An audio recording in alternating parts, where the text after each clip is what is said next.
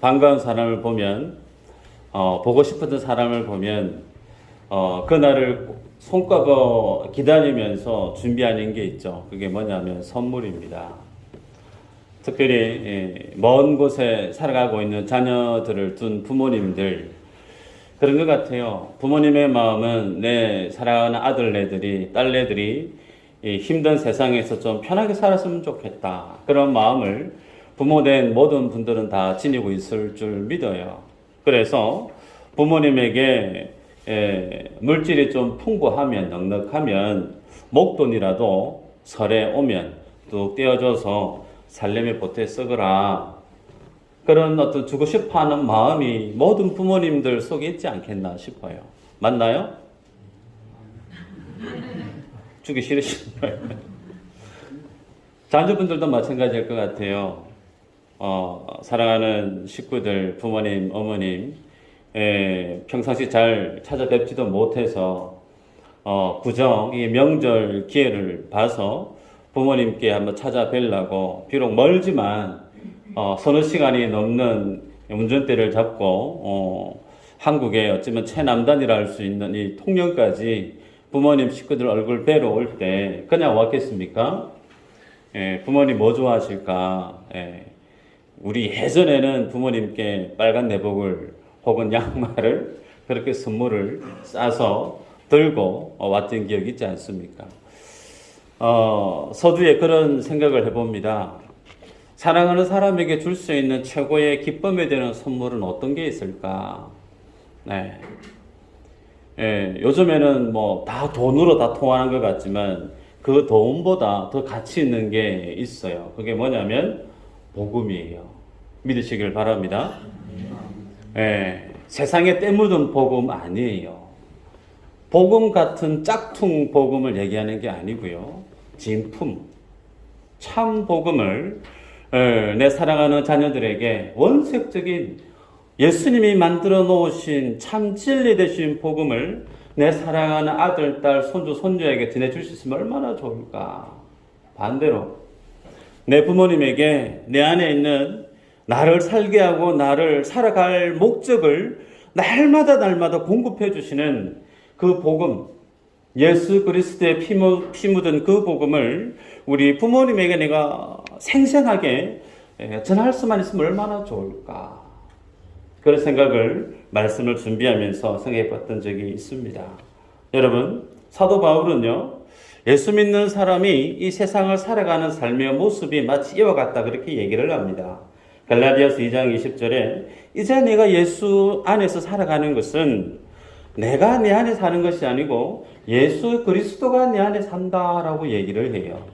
그래서 내 부모님에게, 내 사랑하는 자녀들에게 내가 줄 수 있는 최고의 가장 기쁨이 되는 선물은 내 안에 나와 함께 거하시고 나를 살게 하고 계시는 예수 그리스도, 그분을 오롯이 투명하게 제대로 보여줄 수 있는 삶. 어쩌면 그것이 우리가 가장 사랑하는 내 부모님께, 내 사랑하는 자녀에게 줄 수 있는 최고의 선물이 아닌가 싶어요. 이어서 사도 바울은 또 부연 설명을 합니다.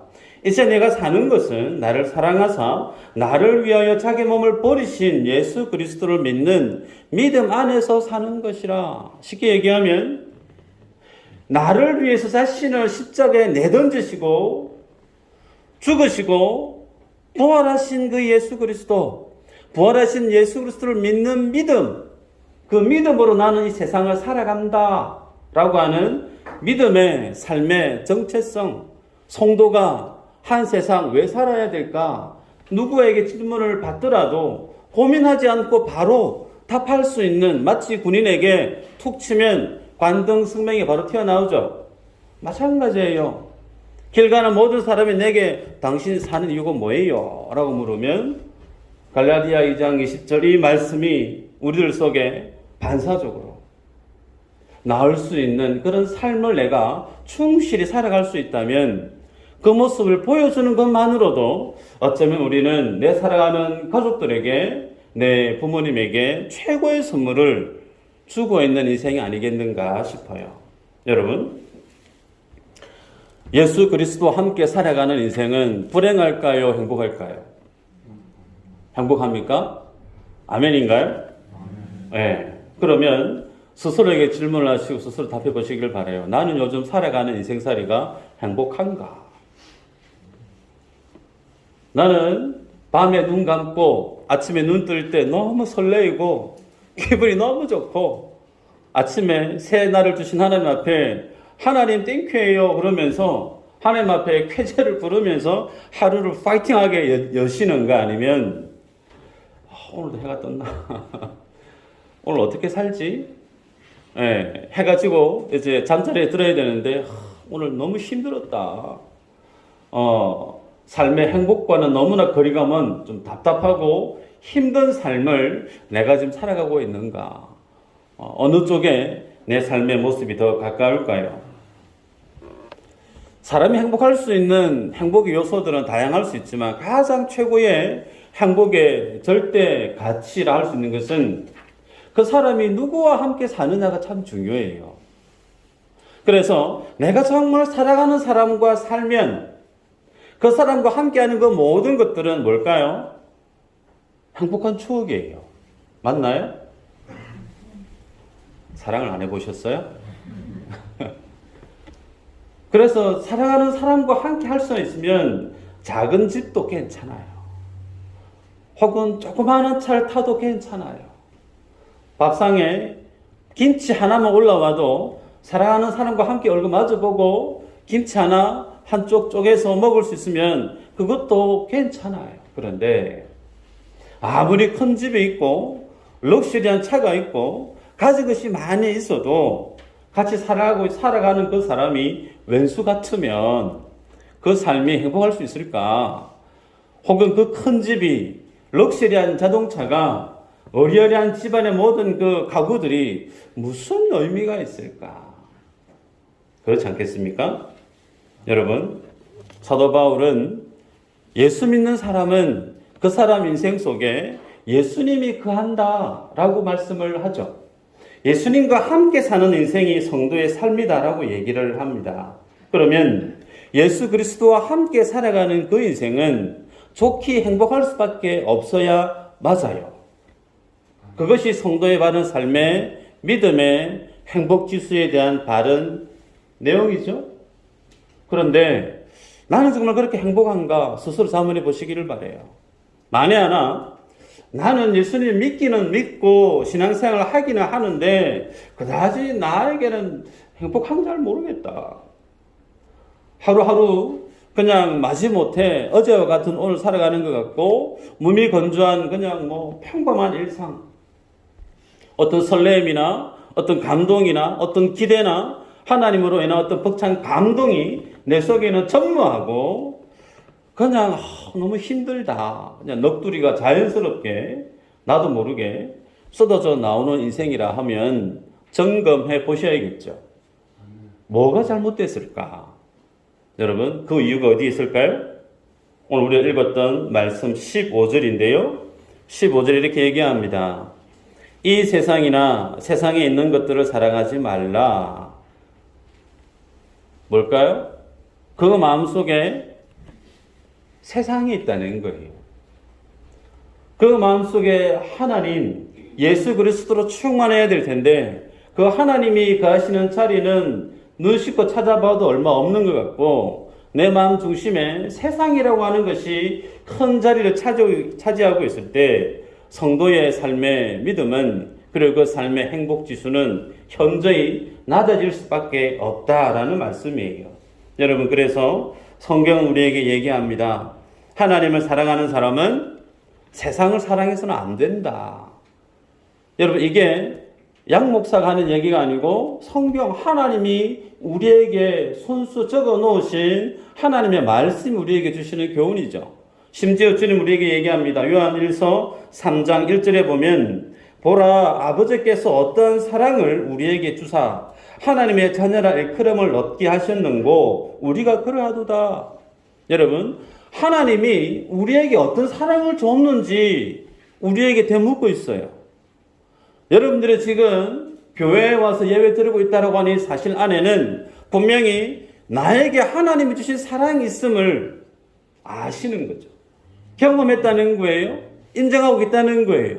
그러면 그 사랑이 뭘까요? 자신의 독생자를 나를 위해서 십자가에 내 던지시고 사랑할 만한 모양이 1도 없는 나를 주님이 하나님의 자녀로 부르신 것에서 내버려 두시는 게 아니고 매일매일 성령의 인도하심 속에 하나님이 원하시는 그 믿음의 자리까지 우리를 영화롭게 만들어 가고 계시는, 지금도 단 1초도 쉬지 아니하시는, 나의 구원을 완성해 가고 계시는 우리 하나님. 그 하나님의 사랑이 우리들 안에 부원받았다는 거예요. 그래서 그런 사랑 우리 모두에게 주님이 주셨을 때 하나님은 우리에게 요구하시는 게 있어요. 그게 뭐냐면 예수님 주신 말씀인데요. 마태복음 22장 37절에 보면 예수께서 가라사대 내 마음을 다하고 목숨을 다하고 뜻을 다하여 주 너의 하나님을 사랑하라. 마음을 다하고 목숨을 다하고 뜻을 다하여 주 너의 하나님을 사랑하라. 이 말씀은 너무나 유명한 말씀이기 때문에 아마 모르시는 분이 없으리라 생각이 듭니다. 그런데요, 이 말씀이 여러분에게 아무런 끄러낌 없이 편안하게 수용이 되십니까? 마음 다해, 생명 다해, 뜻 다해 하나님을 사랑하고 계세요? 좀 부담이 돼요. 솔직히.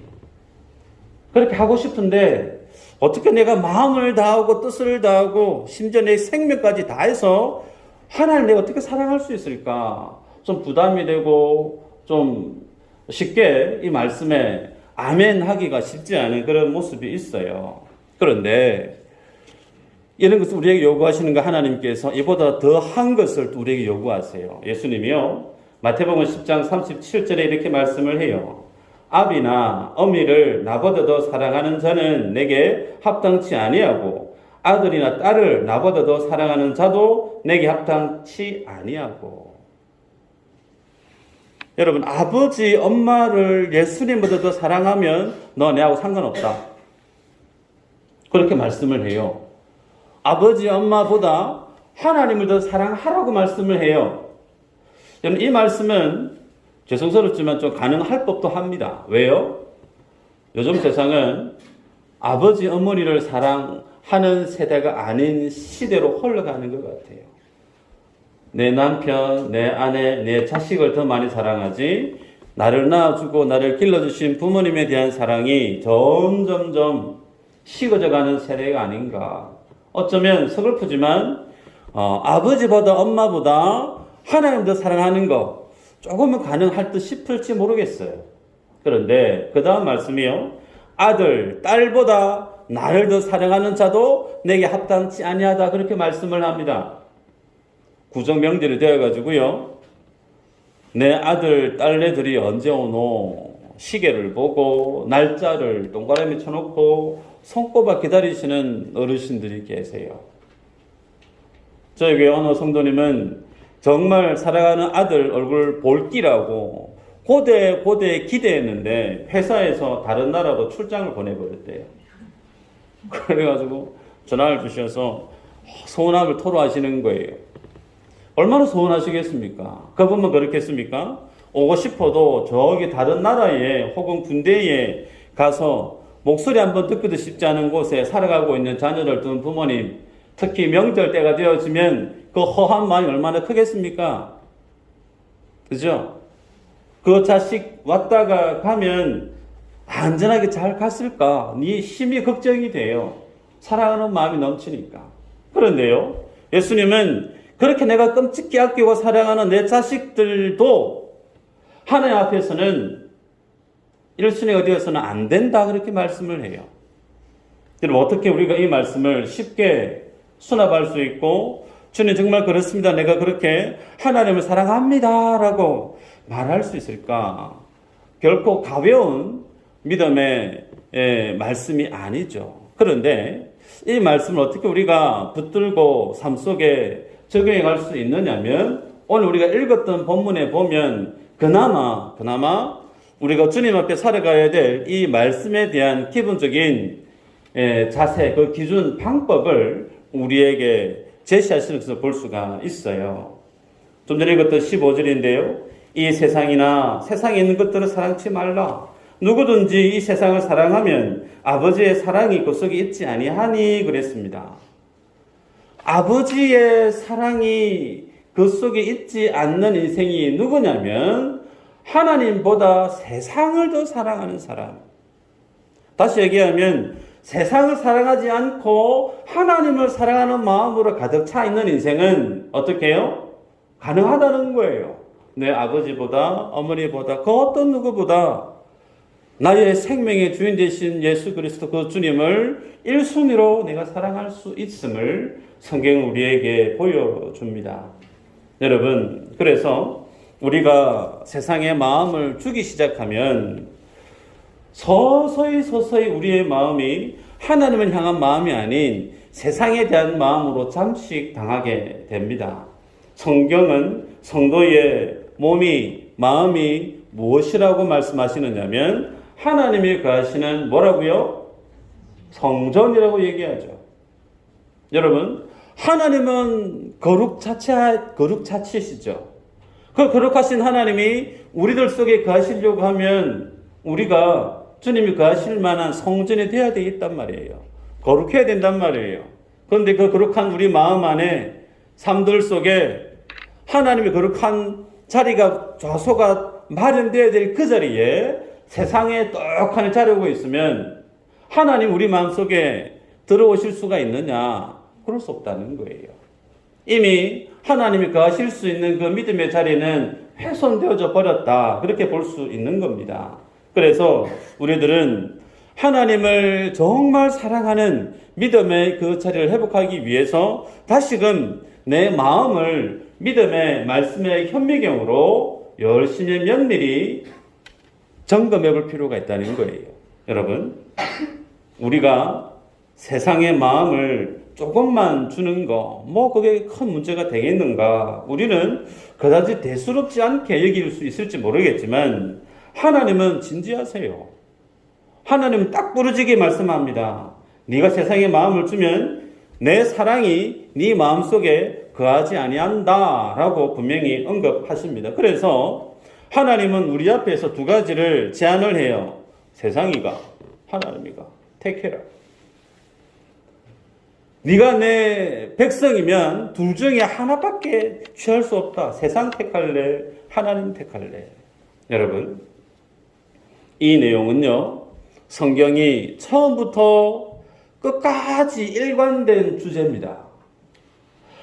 하나님의 사람이 하나님과 세상을 겸하여 그 두 가지 앞에 서서 어떤 것을 택하며 살아야 될지에 대한 이 내용은 이스라엘의 역사 속에 그대로 묻어납니다. 여호수아가 자신의 마지막 고별 설교를 해요. 여호수아서 24장 15절에 이렇게 얘기합니다.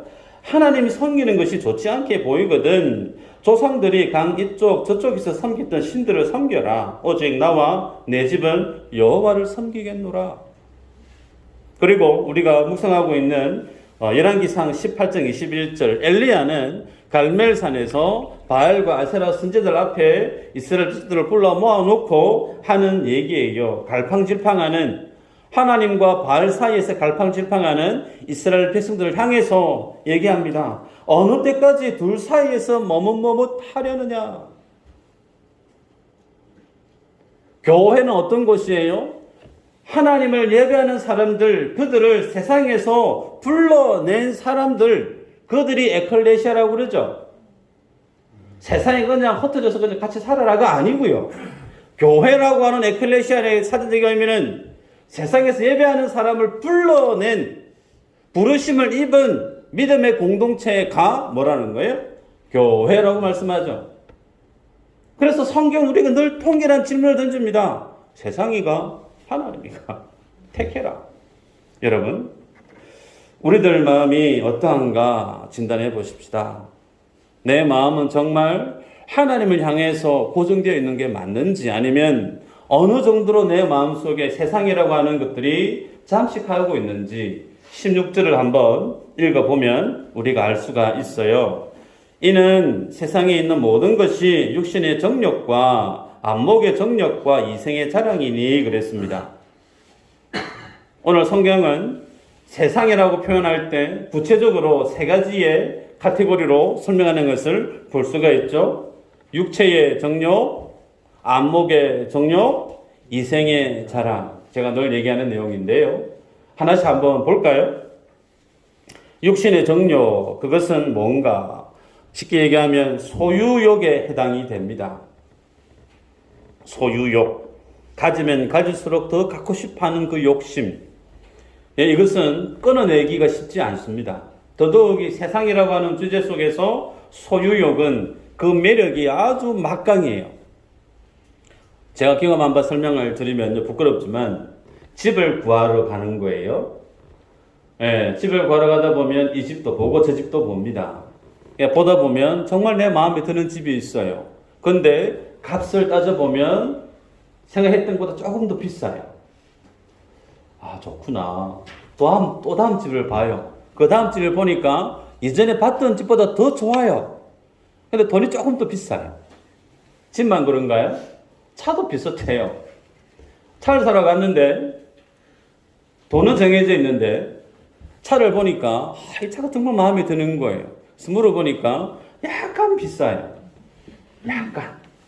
100만 원짜리면 한 150만 원 정도. 50만 원만 더 더하면 더 좋은 차를 살 수 있을 것 같은데 일단 마음을 접고 또 봅니다. 또 보는데 그보다 더 좋은 차가 또 있어요.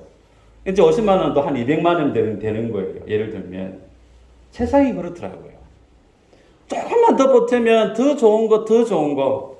내 눈에 좋은 것을 계속 찾아가다 보면 어떻게 되느냐면 파산이에요. 가게 부도납니다.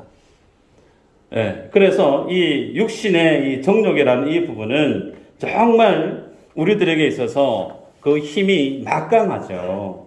두 번째, 안목의 정욕은 뭐라고 설명할 수 있느냐면 일종의 쾌락욕이다. 그렇게 정리할 수 있어요. 쾌락욕. 눈으로 보고 귀로 듣고 그것을 즐기다 보면 작은 쾌락을 탐닉하다 보면 그보다 더 큰 쾌락을 쫓아 살아가기 마련이에요. 결국은 마치 마약에 끌려서 살아가는 사람이냐 그렇게 쾌락에 끌려서 사는 인생으로 전락할 수가 있습니다. 부끄럽지만요, 저는 축구를 참 좋아합니다.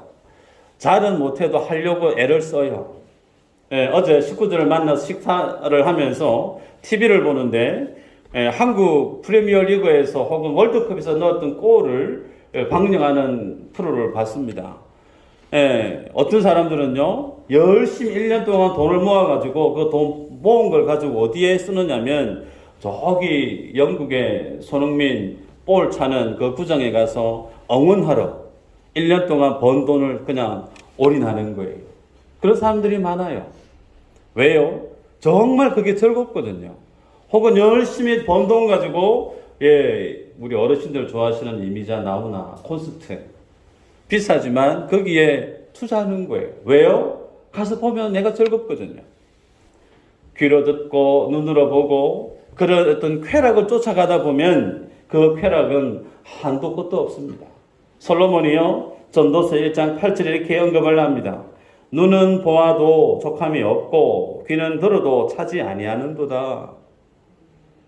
솔로몬만큼 모든 것을 누렸던 인생이 또 있겠습니까? 근데 그가 눈은 봐도 눈에 차는 게 없대요. 귀는 들어도 그 귀를 만족하는 게 없대요. 여러분 공식적으로 솔로몬이 거느렸던 여인이 몇 명이죠? 네.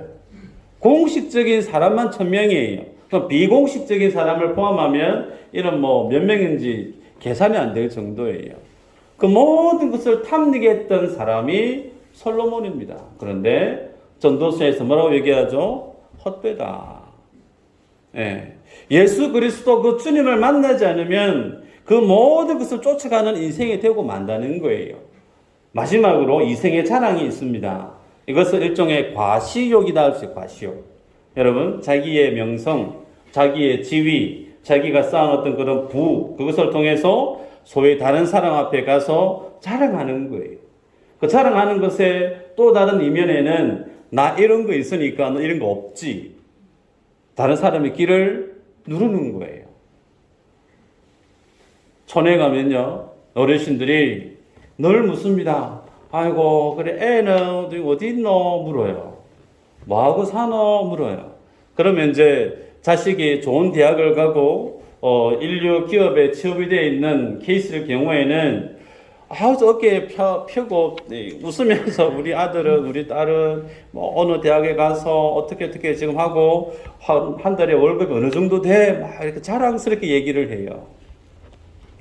평생토록 자녀 뒷바라지를 했던 부모에게 있어서 그 자녀가 좋은 대학을 가고 남들 잘 가지 못했던 그런 대기업에 취업이 되어져서 번듯하게 소위 성공한 모습으로 살아가는 그 모습을 보면 당연히 부모에게는 기분이 좋죠.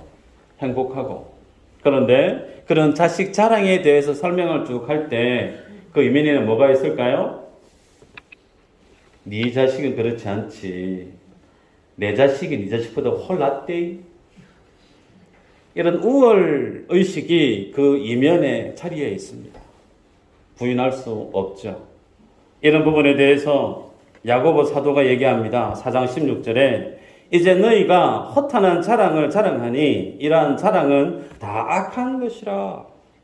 여러분, 세상에 그 사람이 뭐가 되고 지위가 어떻게 되고 그 사람이 어떤 집이 올라고 얼마나 많이 벌고 뭐라는 거죠? 성경은 허탄한 자랑이다 그럽니다. 왜 허탄한 자랑일까요? 주님 이 땅에 오시면 그 모든 가치들이 그들의 유효한가? 없어요.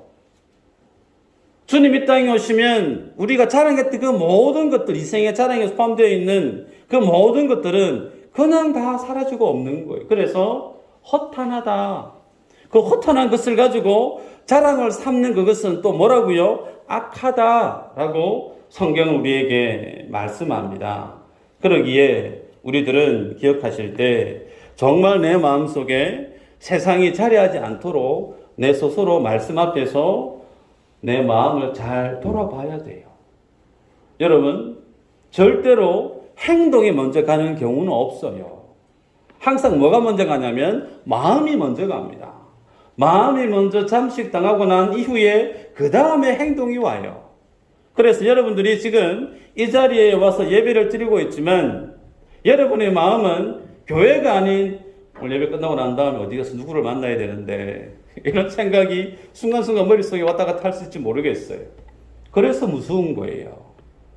몸은 여기 있어도 내 마음은 이곳에 있지 않고 다른 곳을 쉽게 넘어들 수 있기 때문에 그래서 내 마음 안에 하나님만을 사랑하는 그것이 얼마나 중요하고 가치가 있는가 성경이 우리에게 도전합니다.